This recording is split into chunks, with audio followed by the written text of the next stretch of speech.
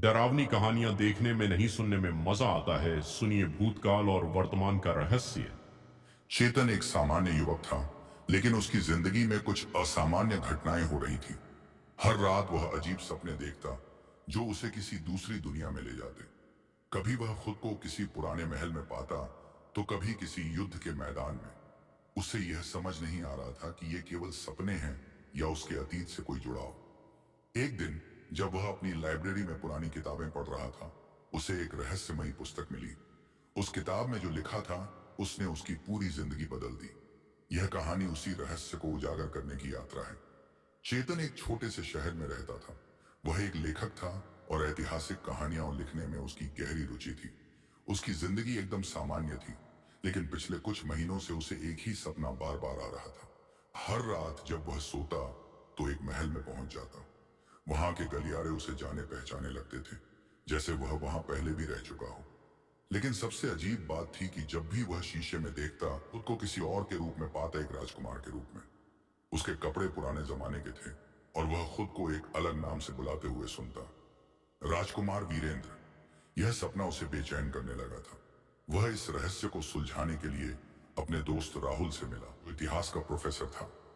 क्या यह संभव है कि कोई इंसान अपने पिछले जन्म को देख सके? चेतन ने पूछा।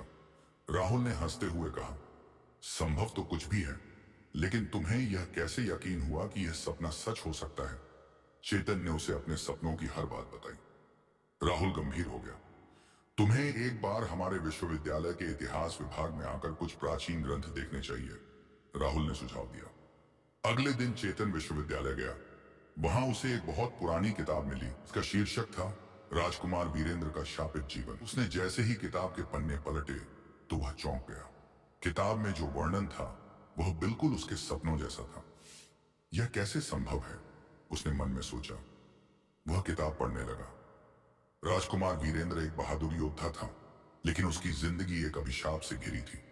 उसे एक अमर आत्मा का शाप मिला था, जिसके कारण वह हर जन्म में अपने पिछले जीवन की झलकियां देखता था। चेतन का दिल तेजी से धड़कने लगा। क्या वह खुद ही राजकुमार वीरेंद्र का पुनर्जन्म था? अब चेतन को यकीन होने लगा था कि उसकी जिंदगी साधारण नहीं है। वह अपने अतीत को जानना चाहता था। राहुल ने उसे वाराणसी के एक विद्वान पंडित जी से मिलने की सलाह दी। पंडित जी ने चेतन को एक गहरे ध्यान की प्रक्रिया सिखाई, जिससे वह अपने अतीत में झांक सकता था। जब चेतन ने ध्यान करना शुरू किया तो वह अंधेरे में डूब गया। अचानक उसे रोशनी दिखी और वह एक पुराने महल में पहुंच गया। वहां उसे एक युद्ध दिखाई दिया। सैनिक लड़ रहे थे और एक योद्धा जो बिल्कुल उसी के जैसा दिख रहा था, तलवार चला रहा था। तभी उसे एक और दृश्य दिखा, एक रानी जो रो रही थी। उसने कहा, वीरेंद्र, तुमने मुझे वचन दिया था कि हम साथ जिएंगे, लेकिन तुमने युद्ध को चुना। चेतन की आंखें खुल गईं। उसे सब याद आ गया। अब चेतन समझ चुका था कि वह सिर्फ एक साधारण इंसान नहीं था, बल्कि उसका एक अतीत था।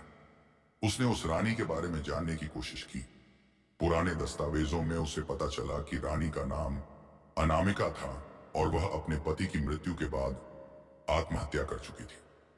चेतन को एहसास हुआ कि शायद अनामिका की आत्मा अभी भी उसे पुकार रही थी। उसने एक और ध्यान किया और इस बार उसने रानी अनामिका की आत्मा को देखा। वीरेंद्र, तुम्हें मुझे वचन देना होगा कि इस जन्म में तुम अपनी कसम पूरी करोगे। चेतन की आंखों में आंसू आ गए। उसने कहा, मैं वचन देता हूं। अचानक उसे लगा कि उसका मन हल्का हो गया है, जैसे कोई बड़ा बोझ हट गया हो। अब चेतन की जिंदगी बदल चुकी थी। वह केवल अपने अतीत को जानने के लिए नहीं, बल्कि अपने वर्तमान को सही करने के लिए भी तैयार था। चेतन ने फैसला किया कि वह अपने लेखन के माध्यम से इस कहानी को दुनिया तक पहुंचाएगा।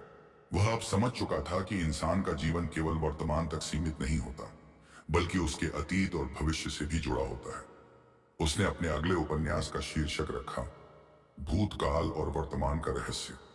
कहानी समाप्त, लेकिन चेतन की यात्रा अभी जारी थी।